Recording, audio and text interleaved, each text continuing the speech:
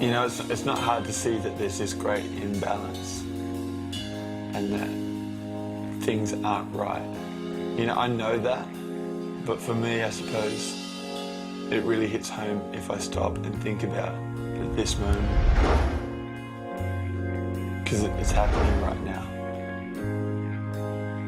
In the same moment, you have, you know, a generation who are sitting around entertaining themselves, watching reality television, which, to be honest, is anything but real, while you have a child who is being prostituted behind closed doors and robbed of their innocence.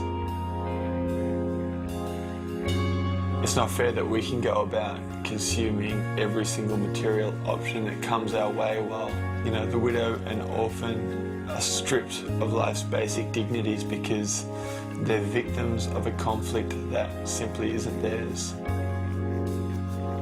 It's not fair that there's a generation who are choking on their obesity while at the same time there's 30,000 children who will die today for lack of food.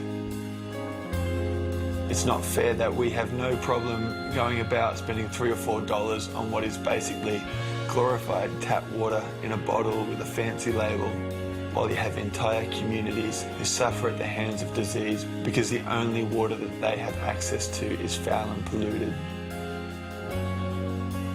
It's not fair that we, you know, can sing and dance and jump around in our freedom and in our liberty while at the same time the slave remains captive, out of sight and out of mind. It's not fair that we can sit and watch the evening news from the comfort of our living rooms and pity those who lived where the storm hit or where the ground shook or where the water rose and simply feel sorry for them and then change the channel and get on with supper.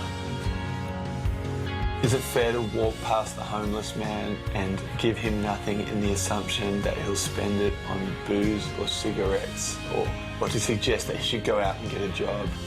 I mean, who are we to judge the alcoholic or the prostitute or the addict or the criminal as if we were any better? Who are we to forget the downtrodden or the oppressed or the marginalized while we go about chasing the dream? We see this imbalance and we go, man, that's not right, that's not fair. But all too often that's all we do. Because for us to do any more is actually going to cost us something. And if that's where it ends, perhaps then it's fair to say that when we ignore the prostituted child, that we actually lend our hand to their abuse.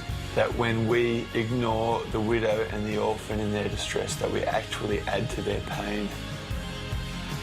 When we ignore the slave who remains captive, that it's us who's entrapping them. That when we forget the refugee, that it's us who is displacing them. That when we choose not to help the poor and the needy, that we actually rob them. Perhaps the only fair thing to say is that when we forsake the lives of others, we actually forsake our own.